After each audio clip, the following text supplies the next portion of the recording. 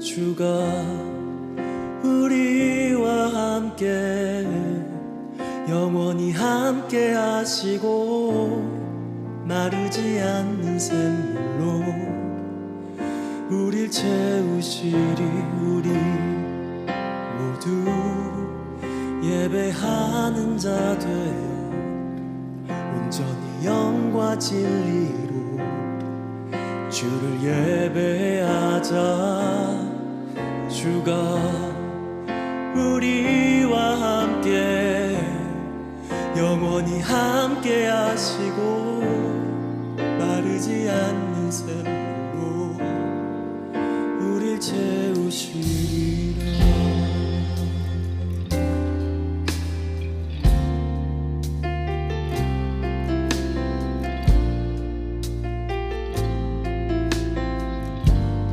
우리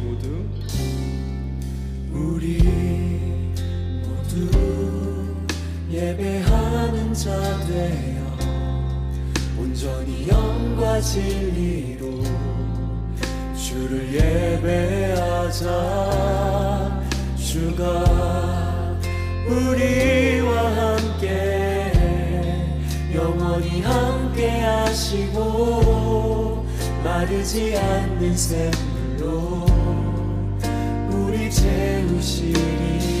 우리 모두 예배하는 자 되어 온전히 영과 진리로 주를 예배하자.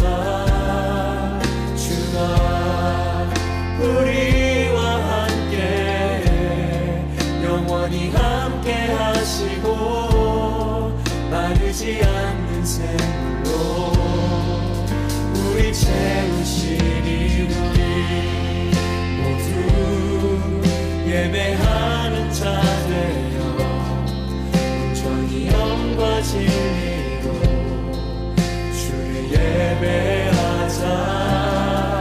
주가 우리와 함께 영원히 함께 하시고 마르지 않는 샘물로 우리 채우시리라. 우리 모두 예배하는 자 되어 온전히 영과 진리로 주를 예배하자. 주가 우리와 함께 영원히 함께 하시고 마르지 않는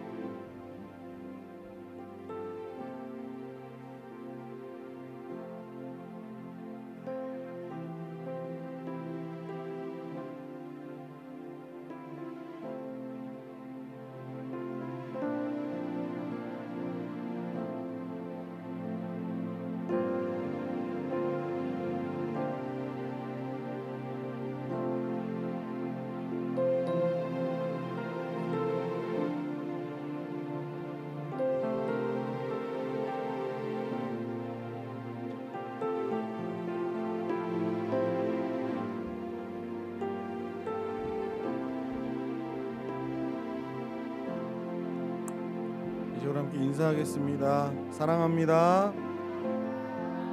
축복합니다. 우리 함께 고백합니다. 복음이 이깁니다.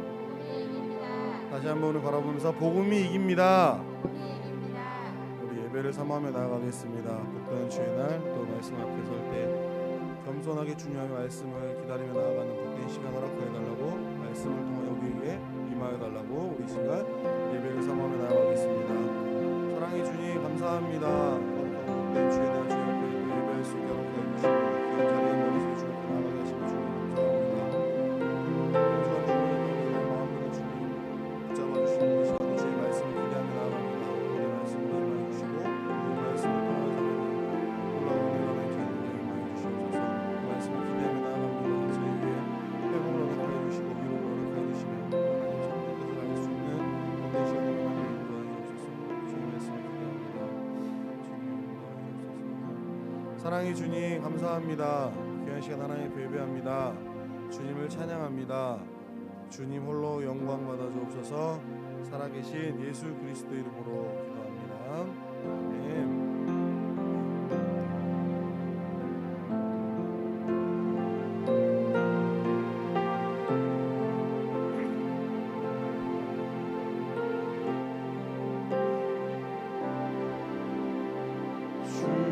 주의 보좌로 나아갈 때에 어떻게 나가야 할까?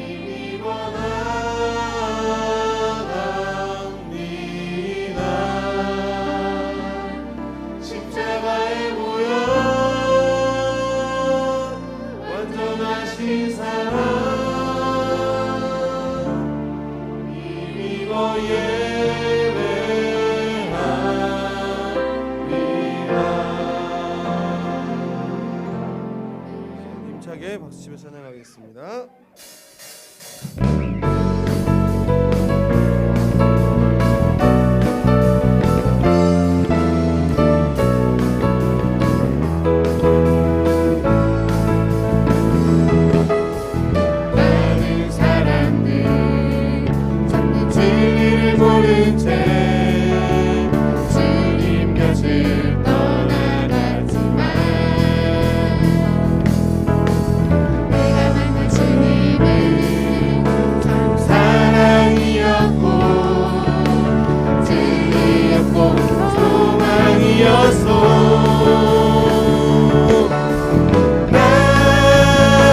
예수가 좋다오.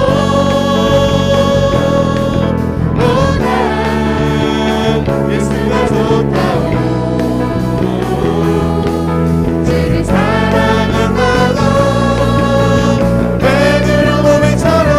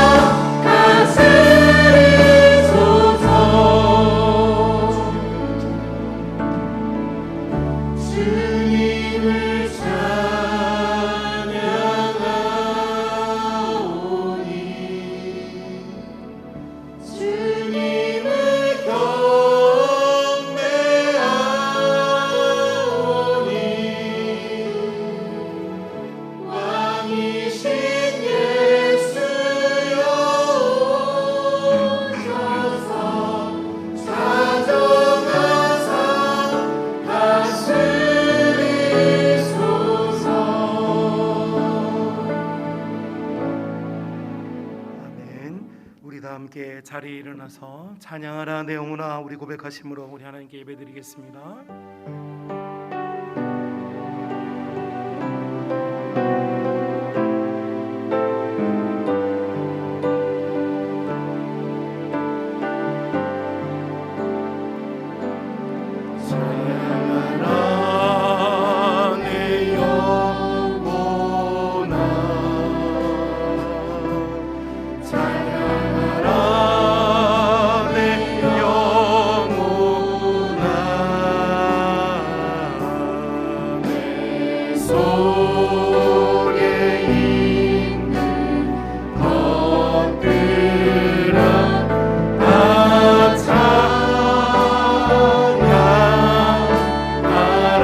감사하라 내 영혼아 내 영혼아 감사하라 내 영혼아 내 속에 있는 것들아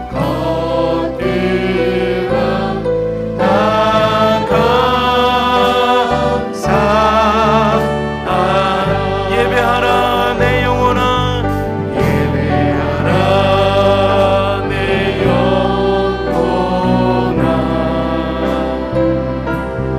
예배하라 내 영혼아 내 속에 있는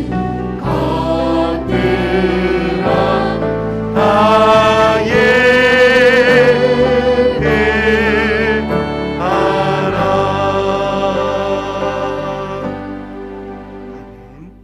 전능하사 천지를 만드신 하나님 아버지를 내가 믿사오며 그 외아들 우리 주 예수 그리스도를 믿사오니 이는 성령으로 잉태하사 동정녀 마리아에게 나시고 본디오 빌라도에게 고난을 받으사 십자가에 못 박혀 죽으시고 장사한 지 사흘 만에 죽은 자 가운데서 다시 살아나시며 하늘에 오르사 전능하신 하나님 우편에 앉아 계시다가 저리로서 산자와 죽은 자를 심판하러 오시리라. 성령을 믿사오며 거룩한 공회와 성도가 서로 교통하는 것과 죄를 사하여 주시는 것과 몸이 다시 사는 것과 영원히 사는 것을 믿사옵나이다. 아멘. 찬송가 5장 우리 함께 찬송하시겠습니다.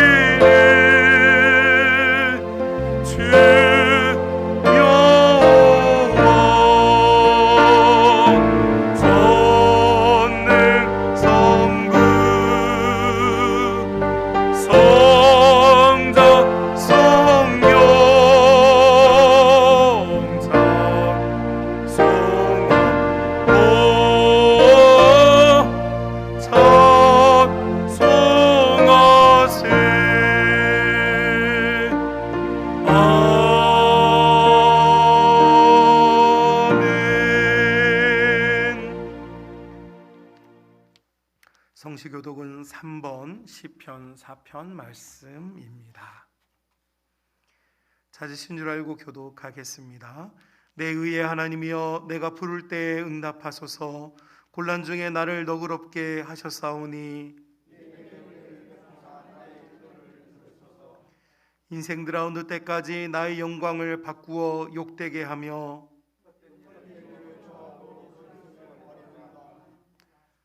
여호와께서 자기를 위하여 경건한 자들을 택하신 줄 너희가 알지어다. 너희는 떨며 범죄하지 말지어다. 자리에 누워 심중에 말하고 잠잠할지어다. 여러 사람의 말이 우리에게 선을 보일 자 누구뇨 하오니 주께서 내 마음에 두신 기쁨은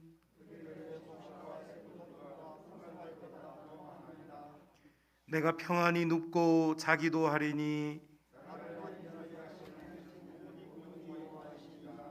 아멘. 이 시간에 우리 정성기 장로님 나오셔서 대표로 기도해 주시겠습니다.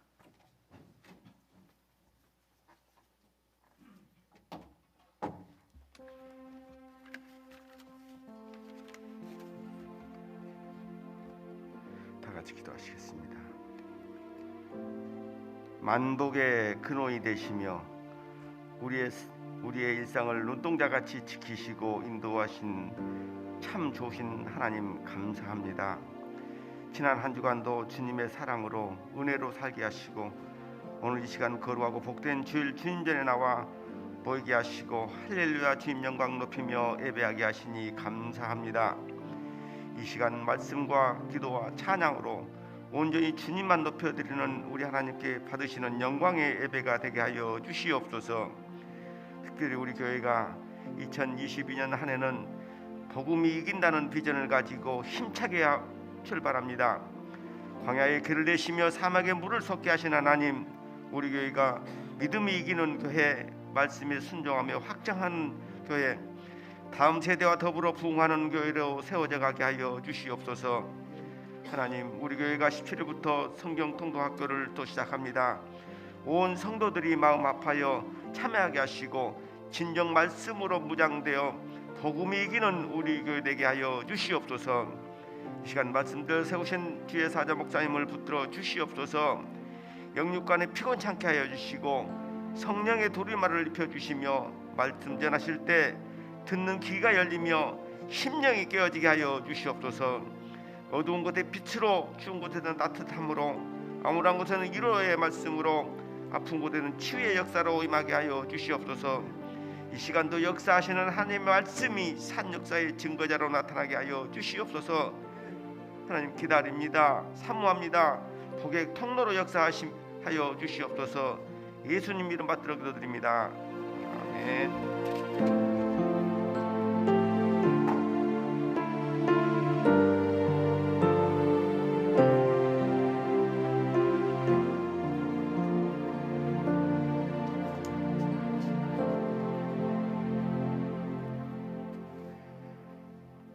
하나님의 말씀은 출애굽기 1장 15절부터 22절까지의 말씀입니다. 출애굽기 1장 15절부터 22절까지의 말씀입니다. 제가 가지고 있는 성경은 구약 82쪽에 있습니다.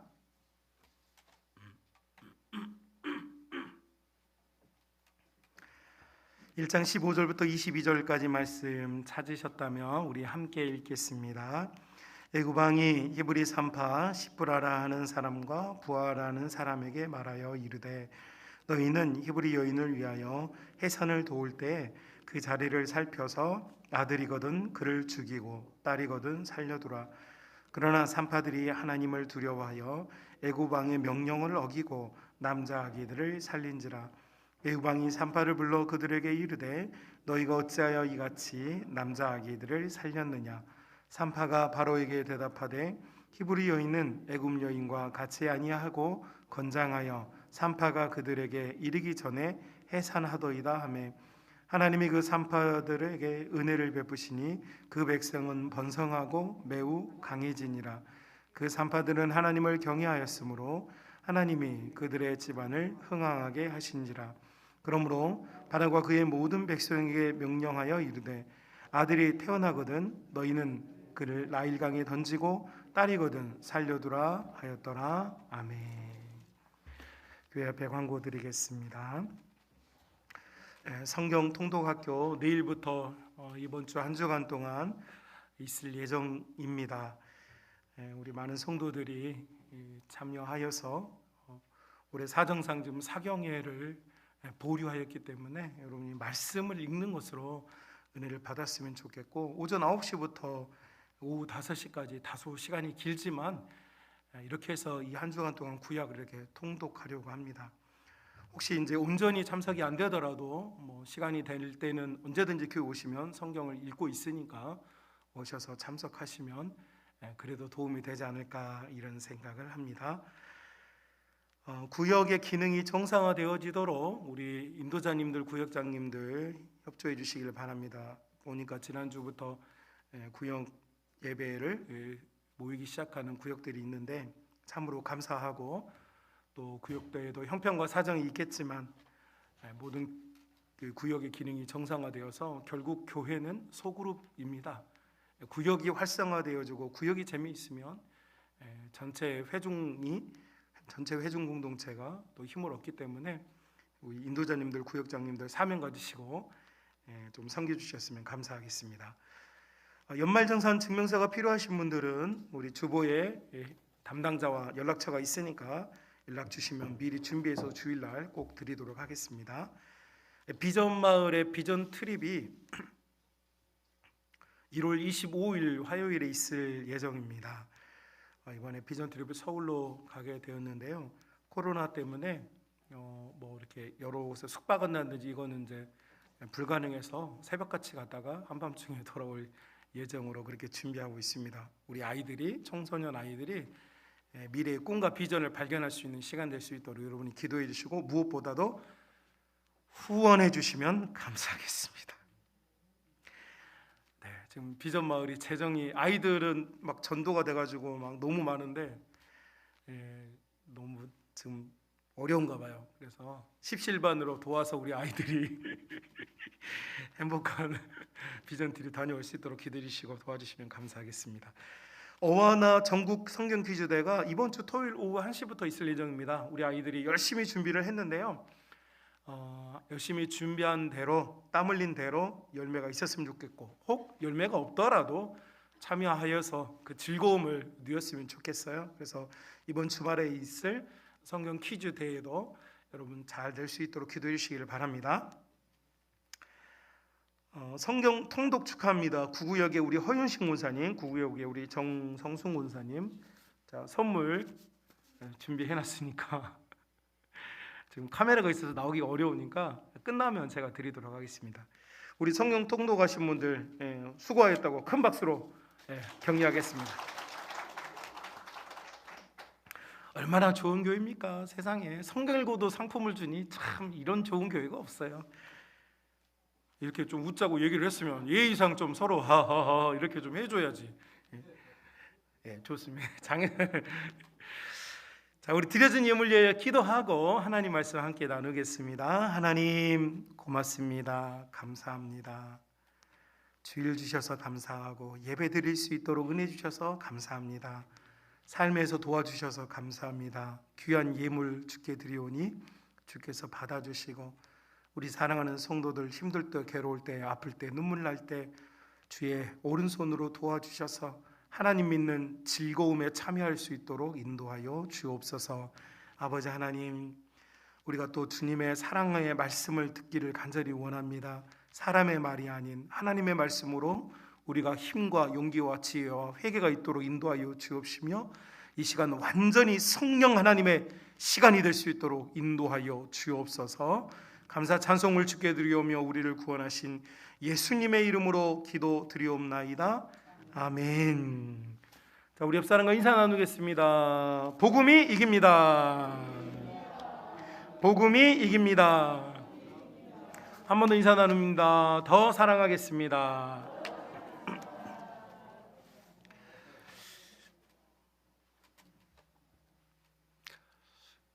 더 사랑하겠다는데 좀 애정 어린 눈빛으로 한 번만 더. 특별히 부부지간에 앉으신 분들은 한 주간 동안 못했잖아요 그 말을. 그러니까 좀 사랑과 정성을 담아서 더 사랑하겠습니다. 인사할게요. 더 사랑하겠습니다. 이거 하기 싫어서 부부가 떨어져서 앉더라고요. 그러지 마세요. 제가 같이 앉으라고 그랬더니 목사님 예배 시간에라도 떨어져서 앉고 싶어요. 그 마음은 이해합니다. 자, 우리가 지난 주일에 출애굽기 1장이 얼마나 중요한지를 살폈어요. 출애굽기 1장은 출애굽기 전체의 표지판이고 방향등이고 목표다. 출애굽기 1장에서 보여주는 것은 두 세계의 충돌, 하나님의 나라와 세상 나라의 충돌, 반드시 충돌을 할 수밖에 없다. 세상 나라는 하나님 나라를 공격하고 하나님의 나라가 목표하는 것과 세상 나라가 목표하는 게 다르니까 당연히 갈등이 생길 수밖에 없다. 그러나 하나님 나라가 세상 나라를 이기는 유일한 길은 믿음뿐이다. 그래서 믿음이 이긴다라는 사실을 우리가 지난 시간에 깨닫게 되었다는 사실을 함께 고백하였고, 자, 그렇다면 하나님 나라가 이기는데 그러면 세상 나라는 가만히 있겠느냐라는 거예요. 그죠? 세상 나라가 가만히 있겠느냐? 반격을 가하겠죠. 자, 오늘 그 반격에 대한 이야기예요. 자, 그래서 출애굽기 1장의 이 두 개의 핵심 이 코어적인 이 핵심 두 가지를 여러분들과 깨닫고 나면 사실 이 출애굽기 1장의 내용이 출애굽기 40장까지 모든 내용이 계속 반복이 돼요. 1장이 되게 중요해요. 오늘 여기서 붙잡아야 될 또 하나의 코어가 여러분의 영혼에도 코어가 되어지고 여러분의 심령에도 코어가 될 수 있기를 주님을 축복합니다. 자, 그렇다면 이 세상에 반격이 있는데 그 반격이 굉장히 날카로워요. 이 반격은 굉장히 의미심장합니다. 오늘 본문에 보니까 파라오가 선택한 이 전략이 뭐냐면 아이들을 죽이는 것이었습니다. 특별히 남자 아이들을 죽이는 것이었어요. 세대를 단절시키는 것이죠. 그래서 15절과 16절에 보면 남자 아이들이면 죽이고 여자 아이들이면 살려주어라. 오늘 성경이 남성과 여성의 차이나 차별에 대한 이야기를 다루고 있는 것은 아닙니다. 다만 고대 근동 사회로부터 우리 모든 인류는 항상 노동력에 있어서 더 많은 효율을 내는 남성에게 의존하는 사회 구조를 가지고 있었습니다. 아무래도 우리 여성분들이 똑같은 농경 사회에서 농사를 이렇게 하다 보면 충분히 그걸 인정할 수밖에 없죠. 그러니까 산업이 이렇게 다양화되기 이전에 있었던 모든 산업 구조에서의 남성은 항상 우월적인 지위를 가지고 있었습니다. 그리고 이 남성은 힘과 권력과 생존에 있어서의 굉장히 중요한 위치를 차지하고 있었겠죠. 여러분, 우리나라에서도 1992년에 모 방송국에서 방영되었던 드라마가 있었어요. 혹시 기억나실지 모르겠는데 아들과 딸이라고 하는 드라마였어요. 거기 여러분 귀남이하고 후남이가 나왔죠. 그래서 귀남이는 저를 닮은 완전 똑같이 생겼어요. 최수종. 여자 주인공 김희애 씨인가요? 그죠? 후남이로 나왔어요. 똑같이 쌍둥이로 태어났는데 한 아이는 귀한 대접을 받고 한 아이는 항상 뒤처진 대접을 받죠. 이 아들과 딸이라고 하는 드라마가 보여주었던 정신은 여성이 더 불쌍하고 남성이 더 우월하다 그런 이야기가 아니라 우리 인류의 이 DNA 속에 있는 일종의 남아 선호, 남자를 의지할 수밖에 없는 사회 구조가 만들어낸 정서를 담아낸 것이죠. 이것이 얼마나 뿌리 깊은 인간의 본능, 인류의 본능인지 이것은 사실 거절하기가 어려워요. 고대 사회일수록 더 그렇겠죠. 그러니까 파라오가 선택한 방법은 다음 세대의 남성들을 제거하는 것이었습니다. 다음 세대의 남성들을 제거한다는 건 그 남성들이 가지고 있는 그 사회의 신앙, 그 사회의 문화, 그 문화를, 역사를 도말하고자 하는 전략이었던 것이죠. 그리고 이것이 얼마나 중요한지 오늘 본문에 보면 처음에 이 파라오 왕은 이 산파들에게, 아이들을 낳는 걸 도와주는 산파들에게 명령을 합니다. 남자아기는 죽이고 여자아기는 살려주어라. 그런데 이 명령이 잘 수행되지 않자, 여러분 보통 그렇잖아요. 어떤 전략이든 한번 시작했다가 잘 안 되면 바꾸기 마련인데 파라오는 이 전략을 바꾸는 게 아니라 더욱 강화시킵니다. 처음에는 히브리 산파들에게 명령해서 이것이 수행되지 않자 오늘 본문에 여러분 22절에 보면 애굽에 있는 이집트에 있는 모든 전 국민에게 칙령을 발표합니다. 그래서 히브리인의 가정에서 혹시 아기가 태어나거든 남자아이면 빼앗아다가 나일강에 가서 던져버려라, 이런 칙령을 발표하죠. 그러니까 히브리인들에게 국한되었던 이 칙령이, 이 법이 전 국민에게 확대될 정도로 파라오는 이 전략을 절대 놓지 않습니다. 왜요? 세대를 단절하는 이 전략이 정말 중요하고 날카롭다는 것을 파라오가 알고 있었기 때문이에요. 그리고 이 전략이 얼마나 중요한지 모세와 파라오의 협상 과정에서도 등장합니다. 10가지 재앙 중에 4번째 재앙을까지 이렇게 맞았던 파라오가 못 견디겠다. 8장 25절을 보니까 좋아 너희가 지금 사흘길을 가서 예배 드리겠다고 하는데 거기까지 안 가도 좋으니까 여기서 예배하라 이렇게 말을 해요. 그러니까 모세가 거절합니다. 아니야, 우린 이 문제를 협상할 수 없어. 하나님께서 원하시는 건 우리가 다 광야로 가는 거야 이렇게 이야기를 해요. 그래서 여러분 이제 8장 28절에 파라오가 이것도 항복합니다. 좋아 유혹하는 거죠. 그래, 그러면 가긴 가는데 너무 멀리는 가지 마 이렇게 제안을 합니다. 모세가 이것 또한 거절해요. 그리고 나서 흠씬 두들겨 맞은 파라오가 8번째 재앙을 맞고 나서 전격적으로 항복해 버립니다. 여러분, 우리가 이제 10가지 재앙을 생각하는데 파라오가 진짜 항복한 건 8번째 재앙 후에 완전히 손을 들어요. 항복합니다.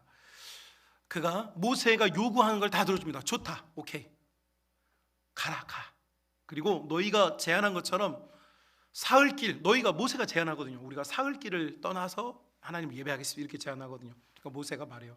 파라오가 말해요. 좋아, 네가 제안한 대로 사흘길을 가라. 한마디로 말하면 모세가 제안했던 모든 제안을 전격적으로 파라오가 수용합니다. 이게 8번째 재앙이었어요. 모세가 완전히 항복해요.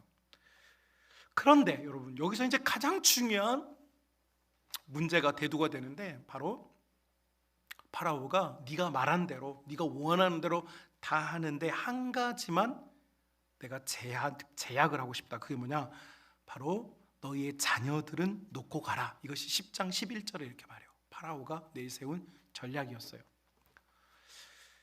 영적 의미를 좀 담아보면 이거죠. 그래, 내가 너 새벽기도 가는데 어떻게 맡겠냐? 네가 기도하겠다는데 어떻게 맡겠냐? 네가 예배드리겠다는데, 네가 봉사하겠다는데, 네가 뭐 열심히 신앙생활 하겠다는데, 내가 너를 막지를 못하겠다. 그래, 열심히 해라, 열심히 해. 그런데 너의 자녀는 놓고 가라. 여러분, 저는 목회하는 동안 지난 한 세대 동안, 한 세대가 보통 30년인데요 한 세대 동안 들었던 이야기고, 여러분도 들었던 이야기고, 우리가 했던 이야기입니다. 결국 부모들은 아이들을 학원과 성적과 과외와 친구와 특별 활동이라는 곳에 두고 부모들만 예배자가 되어버렸습니다. 주위를 둘러보십시오. 학원 복음화 협의회가 발표한 보고에 의하면 이미 우리 사회의 복음화율은 1%대까지 떨어졌습니다. 여러분 말고요, 여러분의 자녀 세대, 영유아 세대들. 한마디로 말하면 세상 나라의 세대 차단 전략이 성공한 거죠. 여러분들은 엄청 열심히 신앙생활 하잖아요. 여러분은 막 열심히 최선을 다해 신앙생활해요. 근데 문제는 뭐냐면 우리의 자녀들이죠. 하나님 나라의 힘이 어디에 있는가? 세상의 방역은 우리의 자녀들을 괴롭히지 마라, 내버려 두라고 말해요. 제가 실제로 특정한 교회를 언급할 수는 없고, 한 교회에서 많이 배운 분들 사이에서 목회를 좀 해보니까 재미있는 현상을 발견했는데, 그런 이야기 하더라고요.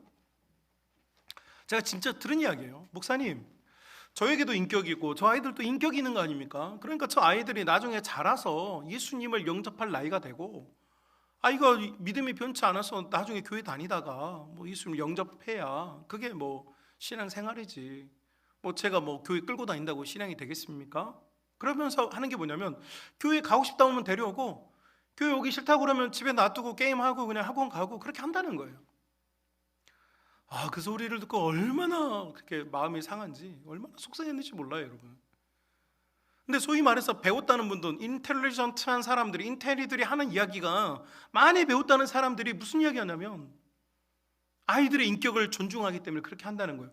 제가 그래서 정말 제 마음속에 이렇게 일부 때는 이렇게 이거 하고 싶었다고 그랬는데, 차마 지금 방송에 나가니 그렇게는 못하고, 여러분, 아니 그렇게 아이들이 인격적으로 대할 거면 차키도 좀 주고, 카드 비밀번호도 좀 주고, 그죠? 다 주어서 아이들이 스스로 배우고 해야 되는 거 아닙니까? 아니 다른 건 다 주지도 않으면서 왜 신앙만큼은 아이들에게 자율권을 준다는 겁니까? 이해하기가 어려워요 저는. 여러분 소위 배웠다는 사람들이 소위 많이 성경을 배웠고 대학 시절에 선교단체에서 활동을 하고 교회의 중직자가 되어지는 사람들이 이런 이야기를 하는 세상이 되었어요. 이게 우리들만의 이야기가 아니고 지금 한국교회 전반에 흐르고 있는 다음 세대 차단 전략, 파라오가 말했던 그 전략이 지금 교회들마다 다 들어와 있단 말이에요. 너무 속상하죠. 여러분 하나님 나라는 어디에 있느냐? 하나님 나라의 힘, 복음의 힘은 어디에 있느냐? 여러분 17절 보십시오. 하나님 나라는 어디에 있느냐? 17절. 그러나 산파들이 하나님을 두려워하여 애굽왕의 명령을 어기고 어떻게 합니까? 남자 아기들을 살린지라 이렇게 돼 있어요. 그러니까 하나님 나라는 어디 있냐면 아기들을 살리는 나라가 하나님의 나라예요. 아기들을 살리는 나라. 사단은 우리를 공격해요. 넌 해라. 그러나 너희 자녀들은 내버려 두어라. 여러분 우리의 세대가 끝나고 나면 이 다음 세대는 어떻게 되겠습니까? 제가 이렇게 호주의 캔터버리라고 하는, 호주는 큰 4개의 주가 있는데 그 중에 캔터버리에 있는 교회와 이게 시스터 처치가 돼가지고 그 교회에 방문을 했어요. 근데 그곳에 가보니까 그 교회에서 그 지도자들이 그런 이야기를 해요. 자기 교회에 주일학교 학생들이 100명이 넘었대요. 100명이 넘었는데 지금 20년도 안 됐는데 아이들이 한 명도 없다는 거예요. 한 명도 없다. 그래서 기가 막히더라고요. 도대체 이 아이들이 다 어디로 갔는지 기가 막히다는 거예요. 여러분 이게 남의 일입니까? 절대 그렇지 않습니다. 지금 우리 한국 교회가 직면해 있는 이야기예요. 여러분은 지금 우리 교회 주일학교 아이들이 뛰어다니니까 지금 심각성을 잘 몰라요. 굉장히 어려운 지경에 처해 있어요. 왜요? 세대 차단 전략에 말려들었어요. 그래서 부모들이 아이들이 대학에 가서 나중에 더 잘 이런 이야기를 자꾸 하면서 아이들을 내버려 두는 거예요. 아이들이 싫어해요. 교회 재미없어요. 마음대로 못해요. 예배 시간에 떠들 수도 없어요. 학교는 막 띵강이로도 부르지 교회는 못해요. 예배를 드린다는 명분 아래 아이들을 쉽게 말하면 통제하고 있기 때문이죠. 그러니까 교회가 재미가 없어요. 이것이 지금 우리의 다음 세대들을, 우리 아기들을 죽이고 있는 거죠. 그러나 하나님의 나라는 아기들을 살리는 데 있어요. 여러분 이 아이들을 살리는 게 얼마나 중요한지 몰라요. 여러분 북유럽에 가면 핀란드라는 나라가 있습니다. 이 나라는 스웨덴이라는 나라와 러시아 사이에 낑겨 있는데 이 스웨덴에게 650년 동안 우리나라는 겨우 일본에 36년 당했지만 이 나라는 650년 동안 스웨덴의 억압을 받았고 그리고 그것이 끝나자마자 러시아한테 또 100년 동안 억압을 받았어요. 그 나라가 생존하고 있는 동안 750년 동안 그러니까 전현대 국가가 형성된 750년 동안 계속 억압을 받았어요. 그런데 이 나라는 지금 전 세계 행복지수 1위 국가가 되었고 전 세계에 있는 아이들을 대상으로 하는 학업 성취도 조사에서 현재 지금 계속해서 1위 하는 국가가 됐어요. 왜 이런 국가가 되었는가? 여러분 핀란드는 처음부터 잘 사는 나라가 아니었어요. 굉장히 어렵고 배고픈 나라였어요. 이 나라가 할 수 있는 게 뭐냐면 나무 베어다 파는 것밖에 없었어요. 너무 배고픈 나라였고 너무 많은 국민들이 기아로 죽었던 나라이고 너무 살기가 힘들어서 전 국민의 거의 25% 이상이 미국으로 이주를 떠난 나라였어요. 그리고 여러분 북유럽이라고 하는 나라 자체가 우리나라처럼 우리나라도 겨울이 한 3개월 되는데 이런 나라는 겨울이 한 5개월 돼요. 그러니까 뭘 이렇게 뿌려가지고 거두는 게 거의 힘들어요. 그러니 먹고 살 것이 없는 나라에서 얼마나 힘들었겠어요. 그런데 이 나라가 도무지 이렇게 살 수가 없겠다 해서 1960년, 65년 이후에 교육 개혁을 일으킵니다. 그리고 그들이 지금 전 세계에서 가장 교육을 잘하는 나라가 되었고 우리나라에서도 그 나라를 탐방해서 좀 배워오고 있어요. 그럼 도대체 이 나라가 왜 이런 핵심적인 역량을 갖는 국가가 되었는가? 이유는 한 가지입니다.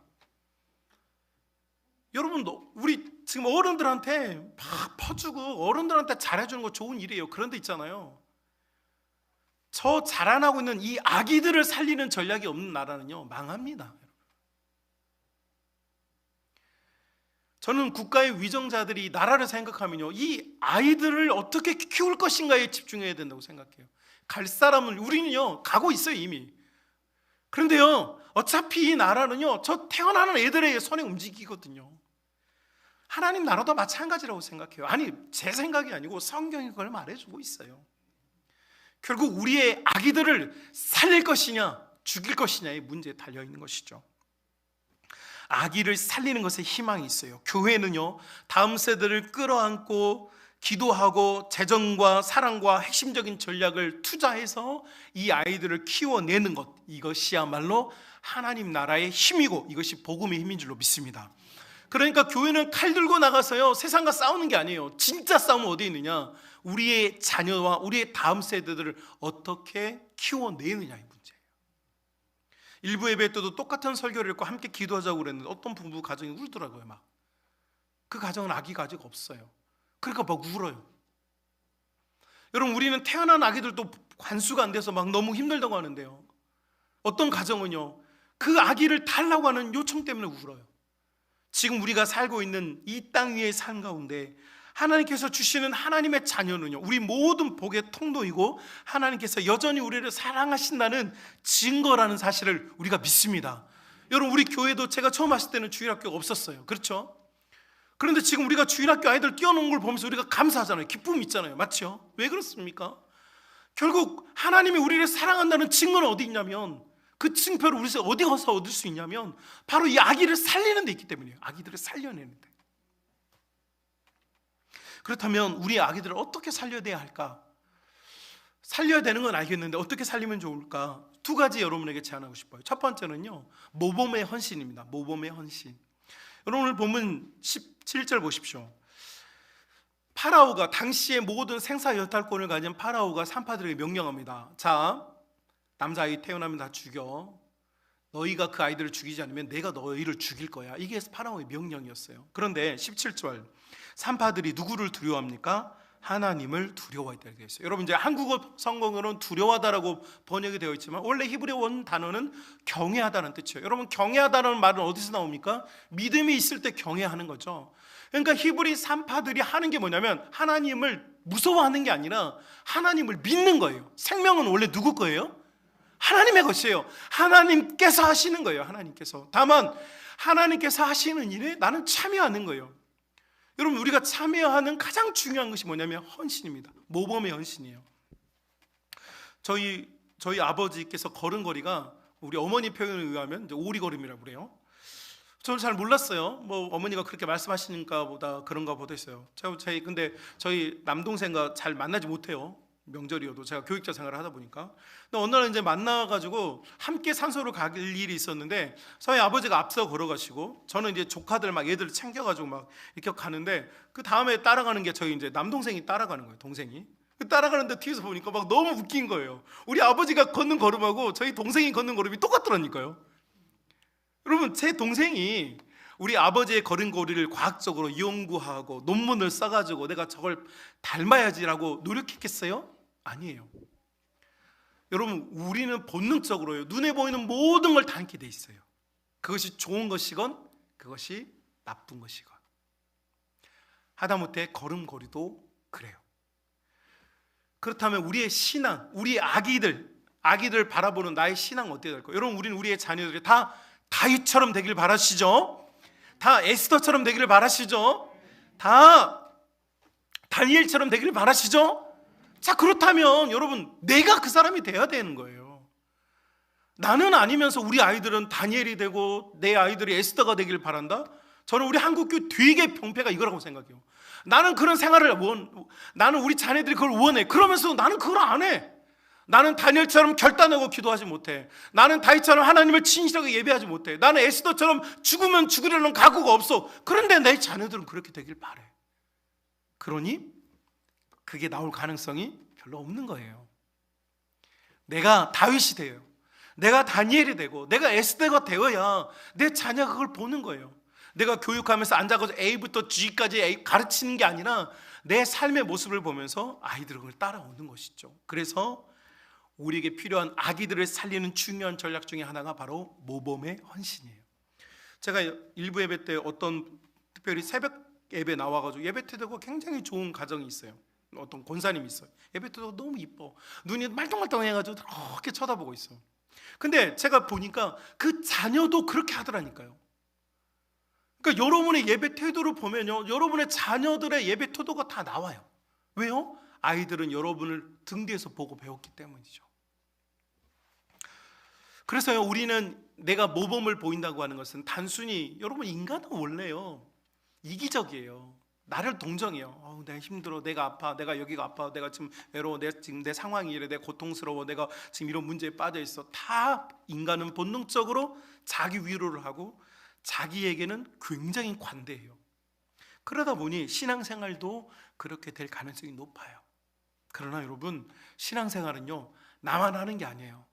내 자녀와 지금 공유하고 있는 거예요. 지금 내 자녀는 나보고 있어요. 이것이 언제가 될지는 몰라도 내게서 배운 것이 그대로 다 묻어나게 돼 있어요. 그러니 지금 내가 힘들고 지치고 낙심되고 짜증나고 괴로워서 모든 걸 다 집어 던져버리고 싶은 그런 욕구가 있더라도, 아니야, 이 신앙은 내 신앙뿐만 아니라 내 자녀들의 신앙이기도 해. 우리 교회, 내가 예배드리는 이 모습이 우리 교회 전체 다음 세대의 공동체의 모습이기도 해. 그러니 내가 어떻게 해야 돼? 정신을 바짝 차려야 돼. 피곤해도 눈을 번쩍 뜨고 힘들어도 하나님을 향한 예배로 무장을 해야 돼. 사랑하는 우리 성만 가족 여러분, 우리 아기들을 살리는 방법, 여러분이 모범의 헌신을 통하여서 섬길 수 있기를 주님의 이름으로 축복합니다. 두 번째는요, 이 히브리 산파들이 하나님을 경외해요. 하나님을 믿어요. 그런데 아기들을 죽이지 않았어요. 아기들을 죽이지 않고 파라오가, 야, 이상하다, 난 분명히 지금 명령을 했는데 왜 자꾸 남자아이들이 살아서 돌아다니고 있는 거야? 왜 그러는 거야? 라고 파라오가 추궁을 하자 히브리 산파들이 하는 말이, 파라오님, 저희가요 파라오님 명령을 듣고 싶지 않은 게 아니라고요. 그게 아니고요, 저희가요 가보면 이미 애를 낳았어요. 히브리 여인들은요 굉장히 건강해가지고 우리가 가기 전에 애를 다 낳고, 그런데 저희가 어떻게 그 아이들을 죽일 수 있겠어요? 라고 이야기를 해요. 여러분, 이 히브리 산파들이 지금 진실을 말하고 있는 걸까요? 거짓을 고하고 있는 걸까요? 자, 뭔지는 몰라. 어떤 분들은, 어떤 설교자들은 각각의 자기 의견을 가지고 이 본문을 대하려고 해. 저는 근데 이것이 진실인지 거짓인지에는 관심이 없고, 제가 주목하려고 하는 건 이거예요. 히브리 산파들이 파라오가 이런 이야기를 할 때 뭘 하고 있어요? 파라오에게 대답을 하고 있죠. 여러분, 파라오와 이 히브리 산파들 사이에 뭐가 오고 가고 있어요? 대화가 오고 가고 있어요. 이걸 우리는 컨버세이션이라고 그래요. 이 컨버세이션 한다, 뭔가 서로 소통을 하고 있는 거죠. 근데 이 소통이, 세상 나라는 우리를 향하여서 우리를 죽이는 요구를 하고, 하나님 나라의 사람들은 죽이는 요구 앞에서 어떻게 대답합니까? 아이들이 사는 이야기를 하는 거예요. 자, 그러니까 분명히 대화를 하고 있는데 이 대화가 향하는 낙착점이 달라요. 파라오는 죽음에 대해서 이야기하고 산파들은 삶에 대한 이야기를 하고 있어요. 자, 여러분, 저는 이게 굉장히 중요하다고 생각하고 이게 우리가 해야 될 일이라고 생각해요. 여러분, 우리가 파라오는 없어요. 지금 우리가 파라오에게 뭔가 이야기할 필요는 없어요. 그런데 우리가 지금 해야 될 게 뭐냐? 바로 하나님과 컨버세이션, 하나님과 대화가 필요한 거죠. 어떤 대화요? 우리는 교회에서 이걸 뭐라고 정의하냐면 기도라고 정의하죠. 여러분, 우리가 아이들을 생물학적으로 잘 키워낼 수 있어요. 좋은 교육 환경이라든지 풍부한 물산을 가지고 아이들을 키워낼 수도 있어요. 그런데 정말 하나님 나라의 아기들이 사는 방법은 거기에 있지 않고 어디에 있느냐? 바로 기도의 헌신에 있다는 거예요. 기도의 헌신. 기도로 키운 아이는 절대 실패하지 않습니다, 여러분. 기도로 키운 아이는요 절대 망하지 않습니다. 반드시 살 길을 하나님이 열어주십니다. 반드시 하나님께서 역사해 주십니다. 왜요? 기도를 들으시는 분이 하나님이시니까. 여러분, 기도를 하나님 듣지 않는 게 아니에요. 그래서 이 산파들이 했던 것처럼 우리가 지금 해야 될 길이 뭐냐? 하나님과 대화를 하는 거죠. 하나님께 모든 걸 맡기는 거. 어떤 젊은 가정이 저에게 상담을 했어요. 목사님, 우리 아이가 지금 조금 어려워요. 어떻게 했으면 좋겠어요? 라고 질문을 했어요. 제가 그랬어요. 제가 그런 게 아니고 성경이 대답하죠. 이 아이는 너의 아이가 아니고 너희들의 아이가 아니고 누구의 아이다? 하나님의 아이다. 너희 가정이 이 아이를 걱정하는 것보다 하나님은 더 많은 애정과 사랑을 가지고 이 아이를 대하고 있단다. 이 아이가 가지고 있는 불편함, 이 아이가 가지고 있는 조금 부족함, 이 아이가 가지고 있는 빈곤, 이건 문제 안 된다. 왜? 하나님이 이 아이를 걱정하고 있으니까. 모세는 버림받는 아이, 버려진 아이, 물에 빠뜨려질 아이의 운명을 타고났지만 하나님이 관심이 있으시니까 이 아이는 살려내는 거예요, 여러분. 세상에 많은 부모들이 아이들을 강에 던져요. 세상의 흐름의 강물에 던지고, 세상의 유행의 강물에 던지고, 세상이 바라는 강물에 아이들을 던져요. 거기서 아이들이 세상에서 지혜로운 자, 세상을 이기는 자가 되기를 바라면서 던져요. 그러나 여러분, 강물에 던진 아이는 다 죽어요. 그러나 하나님께 바쳐진 아이는요, 반드시 살게 됩니다. 우리 부모님들 낙심하지 마십시오. 여러분의 자녀들 위해 기도했는데 여러분이 원하는 대로 되지 않았습니까? 여러분이 원하는 것보다 하나님은 더 원하고 계세요. 하나님의 in his time, 그분의 때 하나님께서 하나님의 일을 하실 겁니다. 다만 우리는 뭘 하는 거냐면 하나님께 요청하고 하나님께 이 아이를 맡겨야 돼요. 저도 마찬가지지만 저의 욕구 중에 하나도 내 자녀니까 내가 마음대로 하고 싶은 욕구가 있어요. 뭐 이런 이야기 들으면 여러분 크게 웃으실지 모르겠지만 저는 우리 아이, 큰아이가 원래 임신이 안 됐다가 3, 4년 만에인가 임신이 됐어요. 그 기도로 임신이 됐어요. 하나님의 은혜로 임신이 됐는데 제가 뱃속에 있는 10달 동안 엄청 기도했어요. 그래서 기도하기를 남자아이로 태어나면 총신대에 보내서 목사를 만들고 여자아이로 태어나면 하버드로 유학을 보내서 국제변호사를 만들어야지라고. 웃어야죠 여기서 지금 여러분이. 아니 지금 심각하게 지금 딸리가 있는데 여러분 왜 웃어요? 아니 제가 그 10달 동안 기도했다니까요. 제가 새벽마다 기도했어요. 저 새벽에 2시간씩 기도했는데 하나님 우리 아들 나오면 종신, 딸 나오면 하버드, 이거 기도했단 말이에요. 저 엄청 열심히 기도했어요. 근데 최근에 일어난 일을 보니까 일단 딸로 태어났으니까 총신은 날라갔어. 하버드.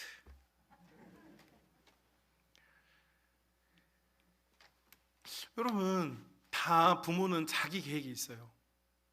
제가 곰곰이 책을 읽다 보니까 무슨 생각이 드니까 보니까 부모는, 잘못된 부모는 내가 이루지 못한 걸 자녀를 통하여서 이루기를 원한다.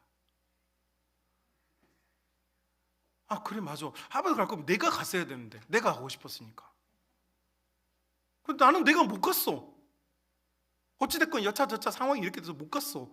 그러면 내 꿈은 내가 접어야지. 왜 내가 가려고 했던 하버드를 왜 내 딸한테 가라고 내가 푸시를 하고 있는 걸까? 왜요? 왜 그랬을까요? 제가 지금 자포가는 거잖아요 지금. 이 자녀가 내 것이라고 자꾸 생각이 드는 거예요. 최근에 저희 아내와 그런 이야기 했어요. 우리가 너무 교만했어요. 저희 아내가 그러더라고요. 여보 우리가 너무 교만했나 봐요.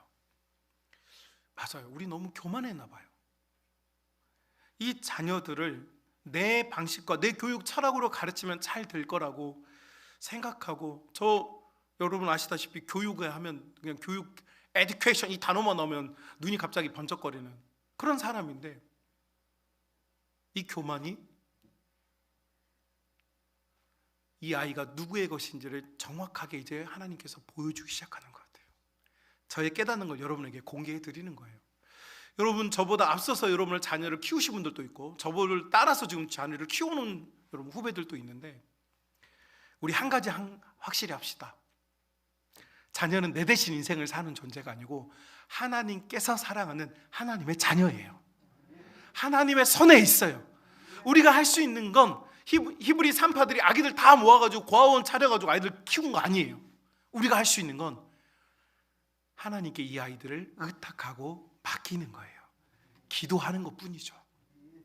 그리고 내가 원하는 방식으로 우리의 아이들이 번성하고 번영하는 것이 아니라 하나님께서 원하시는 방식으로 하나님의 자녀들이 하나님 앞에서 자라가도록 기도하는 것, 이것이 기도의 헌신이라고 믿습니다. 자, 그래서 여러분 지금 사단의 전략은 분명합니다. 세상 나라의 전략은 분명해요. 여러분의 자녀들, 여러분의 가정에서 여러분의 믿음과 분리시키려고 해요. 따라하지 못하려고 해요. 이걸 막아야 해요. 어떤 가정이 저에게 문의를 했어요. 목사님, 성경 통독학교 요거 우리 여기 꿈마을 아이도 해도 되나? 이렇게 묻더라고요. 제가 너무 기뻐했어요. 그럼 당연하지. 너의 성경 읽는 모습을 너의 자녀에게 보여줘. 웃긴 게 뭔지 알아? 너보다 너의 자녀가 오랫동안 더 앉을 수 있어. 9시부터 5시. 시간 되게 많아 보이지만 아이들이 더 오래 앉아. 더 잘 읽어. 여러분, 이거 우리 교회에서는 처음 하는 거지만 저는 서울에 사역하면서 이 성경 통독학교 프로그램 많이 했어요. 여러분, 아주 어린 아이부터 100세의 노년은 아니더라도 8, 90세 어르신들도 와서 다 해요. 제가 여러분 이렇게 농사를 짓는 분도 있고 하우스를 관리하는 분도 있으니까 제가 의무적으로 그렇게 강권하진 않아요. 다만 여러분이 틈나면 와서 같이 읽는 거예요. 제가 우리 젊은이 세대, 특히 우리 젊은 30, 40대 가정들에게 늘 하는 얘기 있잖아요. 얘들한테 공부하라고 하지 말고 네가 공부 좀 해라. 최근에 어떤 다른 교회 집사님이 상담을 했는데 제가 그랬어요. 넌 꿈이 있냐 그랬어요. 꿈이. 목사님, 내가 이제 40인데요 40인데 꿈이 없어? 이거 이상한 거 아니야 이게 지금? 애 낳고 애 키운다고 지금 꿈이 없어지면 이게 말이 돼? 너 앞으로 100년 동안 60년 더 살아야 되는데 꿈 없이 어떻게 살 거야 지금? 어떻게? 이 정신을 차려야지. 공부해야지. 지금 뭐라도 자격증을 따야지. 네가 살아갈 인생을 너희 자녀들에게 보여줘야지. 너는 책 한 권도 안 보면서 너희 자녀들은 공부해라, 책 봐라, 공부해라, 책 봐라, 공부해라, 책 봐라. 이게 말이 돼? 그러니 아이들이 따라하지 않는 거죠. 여러분, 우리는 지금 굉장히 중요한 타이밍에 서 있는 거예요. 어떤 타이밍입니까? 세상의 나라가 하나님의 나라를 집어삼키기 위해서 칼을 던졌는데 칼이 꽂혀버렸어요. 그리고 실제로 많은 교회들이 여기 다 붕괴돼 버렸어요. 무너져 버렸어요.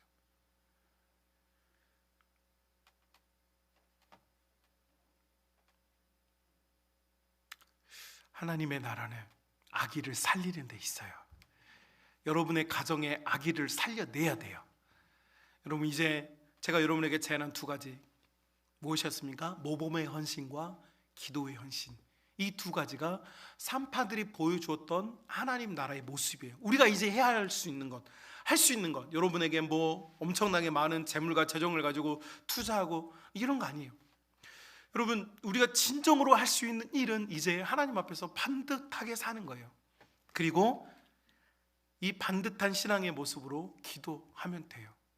이것이 아기를 살리는 하나님 나라의 전략이고 세상 나라의 힘을 이겨낼 수 있는 우리의 힘이 되는 줄로 믿습니다. 여러분, 우리 젊은이들이 있습니다. 제가 여러분께 늘 말씀드립니다. 우리 어르신 세대들의 다음 세대는 저 꼬맹이들이 아닙니다. 여러분의 다음 세대는 여러분의 아들들이에요. 여러분의 아들들, 여러분의 딸들이 여러분의 다음 세대예요.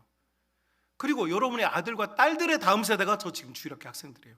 그러니까 여러분은 저 주일학교 학생까지 책임지려고 하지 말고 여러분은 여러분의 자녀들 위해 기도하셔야 돼요. 여러분의 자녀들이, 여러분의 아들들이, 여러분의 딸들이.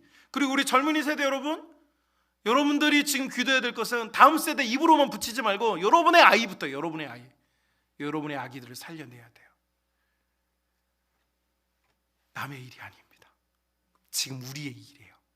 이것이 여러분, 이런 일이 있을 때 무슨 일이 일어나는 줄 아세요? 하나님께서 여기에 대한 응당한 보응에 대한 이야기를 다루어 주고 있어요. 이거 같이 살펴보고 기도했으면 좋겠어요. 이렇게 볼까요, 여러분? 20절과 21절 보세요. 아기를 살리는 가정, 아기를 살리는 교회에 일어난 일이 무엇이냐? 자, 20절. 하나님이 그 산파들에게 은혜를 베푸시니 어떻게 됩니까? 그 백성은 번성하고 강해져요. 자, 여러분, 이거 굉장히 중요하죠. 아기를 살리는 산파 때문에 무슨 일이 일어나냐? 그 민족이, 그 교회가 어떻게 되는 거예요? 번성하고 강해지는 거예요, 여러분. 아기를 살리니까 교회와 가정과 그 민족이 사는 거죠. 자, 뿐만 아니라 무슨 일이 일어나느냐? 21절 보십시오. 그 산파들은 하나님을 경외하였으므로 하나님이 그들의 집안을 어떻게 해요? 부흥하게 하는 거죠. 그 집안을. 자, 그러니까 하나님께서, 여러분이 20절과 21절이 엄밀하게 말하면 다른 이야기인데 같은 이야기죠. 또 같은 이야기인데 다른 말로 써놨어요. 이 산파들이 했던 헌신, 이 산파들이 했던 섬김을 통하여서 결국은 뭡니까? 그 가정도 살았고 그 민족도 살았고 그 교회도 산 거예요, 여러분. 거기에 하나님의 복이 있는 거예요. 지금 우리가 정말 복을 원하죠. 복을 원하지 않는 사람이 없어요. 다 복을 원해요. 그런데 여러분, 우리에게 진짜 복은 어디서 오느냐? 우리가 우리 아기들을 살릴 때예요. 제가 우리 지금 주일학교 꿈마을하고 킹스키즈 담당 교육자입니다. 담당 교육자예요. 제가 지금 일부 예배 끝나면 지금 부서에 가가지고 지금 제가 갑니다. 지금 교육자가 부족해가지고 제가 현장에서 지금 주일학교 하고 있어요.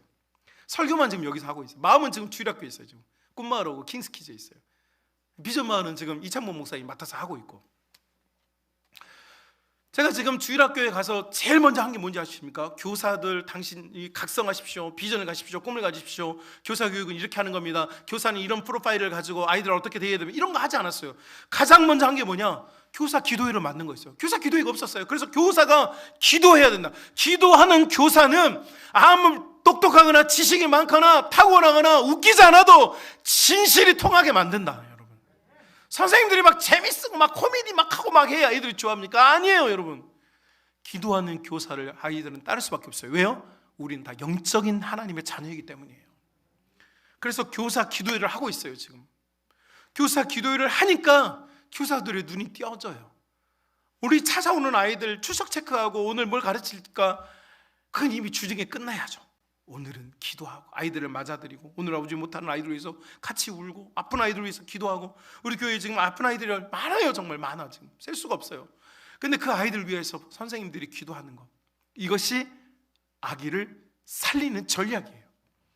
그래서 우리 같이, 우리 성만 가족 여러분, 하나님께서는요, 우리가 복을 받는 비결을 다른 곳에 두지 않고 아기를 살리는 공동체, 아기를 살리는 가정에게 복을 주시기로 작정하셨고, 이미 그것은 선언되고 있어요. 그리고 그 일은 이미 일어나고 있는 줄로 믿습니다.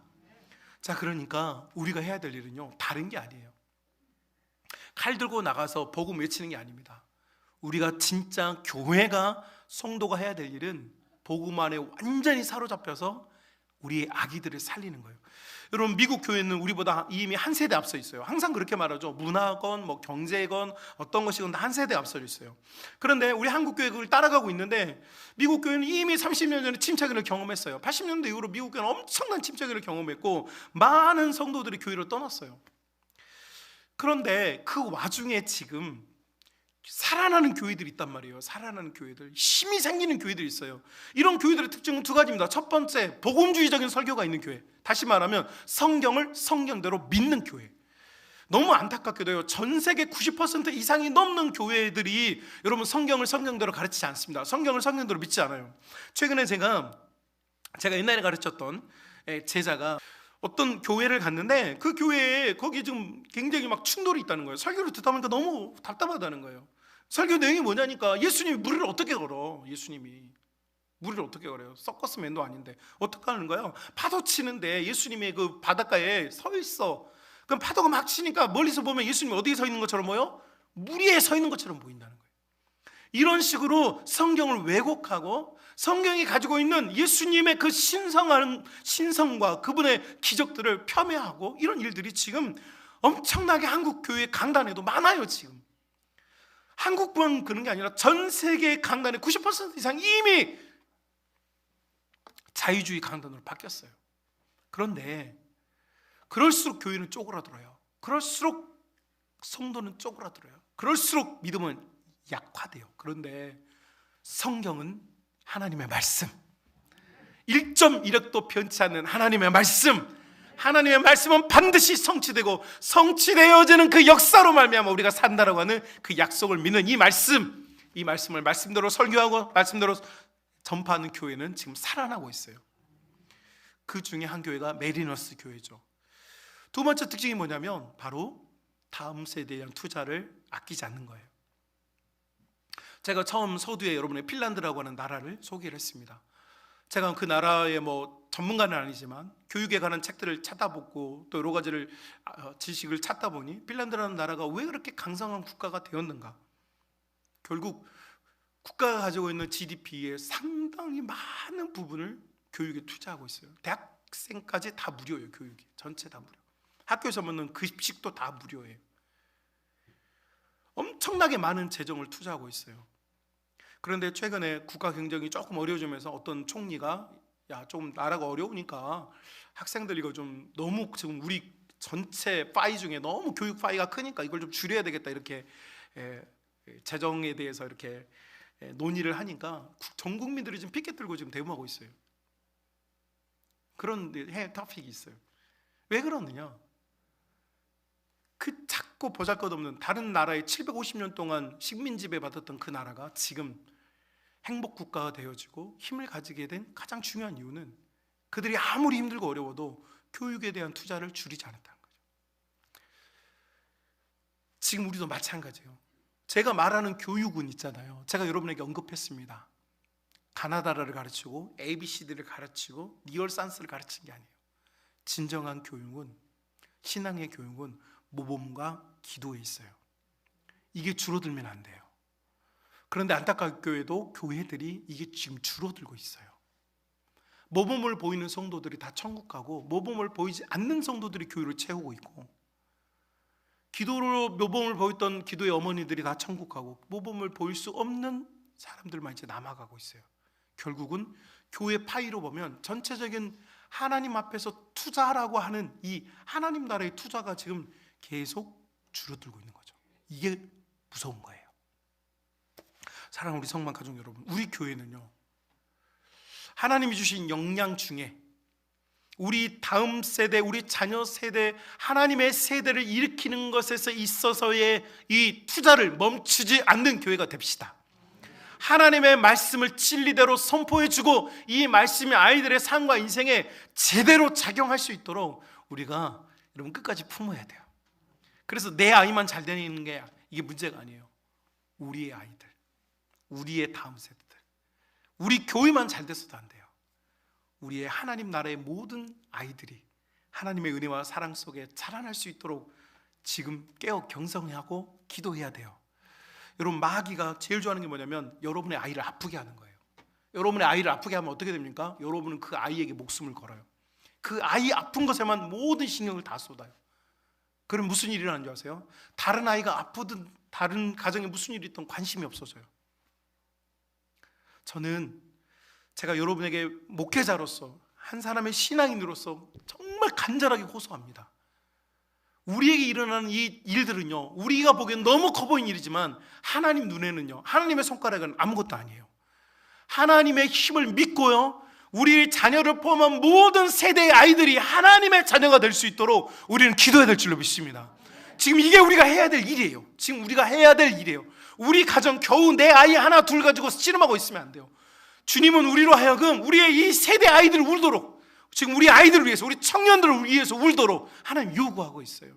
여러분의 자녀들은 잘 되고 있습니까? 여러분 자녀들의 가정 문제가 없습니까? 거기서 멈추면 안 된다는 거예요. 지금 멈추면 안 되고, 아픈 가정, 깨어진 가정, 상한 가정, 괴로운 가정, 넘어진 가정, 지금 우리가 품어야 될 자녀들이 얼마나 많아요. 우리 교회에 있는 청년들이 얼마나 많습니까? 제가 헤아려 보니까 우리 청년하고 청년 아이들만, 우리 청년하고 청년 애들만 숫자만 합쳐 보니까 140명, 150명 되더라고요. 이 아이들 누가 해야 돼요? 누가? 우리가 해야죠. 우리가.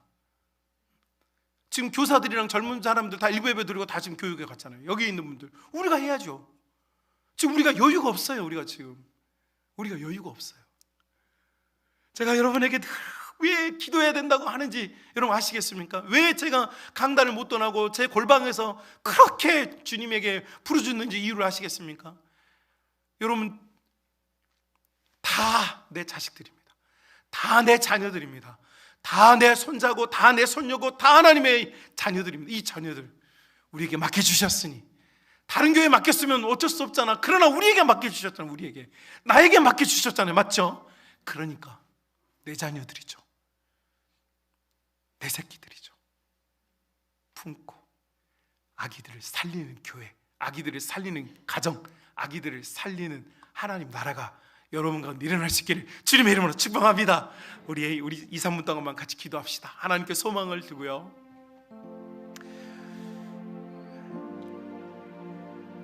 이 세대에 있는 모든 아기들을 주여 살려주십시오. 우리가 아기들을 살리는 산파가 될 수 있도록 우리 교회를, 하나님 부족한 나를 사용해 주십시오. 하나님, 우리 자녀들도 있습니다. 하나님, 우리 자녀들이 하나님의 손의 터치를 받고 하나님의 치유를 받고 하나님의 말씀으로 성장할 수 있도록 인도하여 달라고 소망을 품고 우리 하나님께 같이 기도합시다. 걸어가신 우리 아버지 하나님, 고맙고 감사합니다. 하나님, 우리가 주께서 주신 이 아름답고 복된 영혼을 우리가 받았으니 감사합니다. 하나님, 우리에겐 능력이 없고 우리에겐 이것을 감당할 만한 아무런 힘이 없는데 우리 하나님께서 우리를 사랑하셔서 하나님 산파와 같은 아무것도 아닌 나에게도 이 생명들을 주시니 감사합니다. 하나님, 맡기신 이 생명을 아기들을 살리는 공동체가 될 수 있도록 인도하여 주옵소서. 하나님의 아기들을 살려낼 수 있는 우리 교회가 되게 하여 주옵소서. 하나님의 아기들을 살려내는 우리의 복된 가정 될 수 있도록 하나님 인도하여 주옵소서. 하나님, 우리의 젊은이들이 살아날 수 있도록 역사하여 주옵소서. 주께서 맡기신 영혼들을 우리가 돌아보기를 원합니다. 주께서 주신 이 생명들을 하나님이 기뻐하는 가정과 자녀들과 영혼들로 살려낼 수 있도록 인도하여 주시기를 간절히 원합니다. 하나님께 맡겨드립니다. 내가 아니고 내가 할 수 없고 내가 할 수 없기에 우리 하나님 손에 맡겨드립니다. 하나님, 붙잡아 주옵소서. 하나님, 도와주옵소서. 하나님의 손으로 인도하여 주옵소서. 하나님의 능력의 발로 역사하여 주옵소서. 하나님의 권능으로 붙잡아 주옵소서. 하나님의 일들이 하나님의 자녀들에게, 하나님의 아기들에게 나타날 수 있도록 역사하여 주옵소서. 아버지 하나님, 우리가 모범의 헌신과 기도의 헌신으로 이 생명들을 품을 수 있도록 인도하여 주옵시며, 우리가 세상에게 하소연하여 얻을 수 없사오니 우리 하나님 앞에 엎드려 우리 하나님 앞에 간구함으로 이 아이들의 미래와 장래를 주께 맡기며, 우리 교회와 이 세대에 있는 모든 교회들의 하나님 아이들을 주께 맡깁니다. 하나님, 빼앗겼던 우리 아이들을 되찾아오며 죽어가는 영혼들을 살려오며, 아버지 그 나이가 던져버렸던 이 아이들을 건져낼 수 있는 교회와 우리 가정이 될 수 있도록 인도하여 주옵소서. 살아계시며 역사하시는 하나님의 은혜가 우리 속에 있사오니 우리가 주껏 믿고 의지합니다. 우리가 소망을 품고 주님을 바라보며 이 믿음의 길에서 승리할 수 있도록 우리 하나님 함께하여 주시옵소서.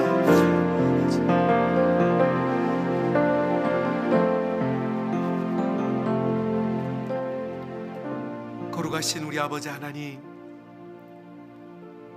우리 가정이, 우리 교회가 아기를 살리는 하나님 나라의 가정과 교회가 될 수 있도록 역사하여 주옵시며, 우리가 모범의 헌신과 기도의 헌신을 통하여 이 아기들을 살려내는 하나님 나라의 주인공들이 다 될 수 있도록 역사하여 주옵소서.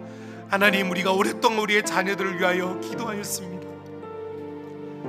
하나님, 우리가 우리의 다음 세대를 위하여서 주께 호소하였습니다.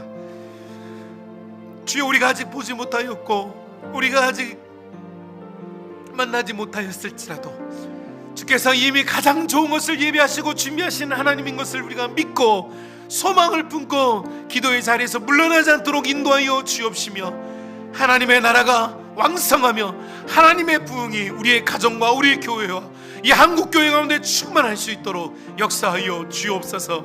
이제는 우리 구주 예수 그리스도의 은혜와 아버지 하나님의 무한하신 사랑하심과 성령님의 역사, 교통, 충만하신 주님의 은혜가 복되고 귀한 모든 믿는 자들 머리 위에 이제로부터 영원토록 함께 있을지어다. 아멘.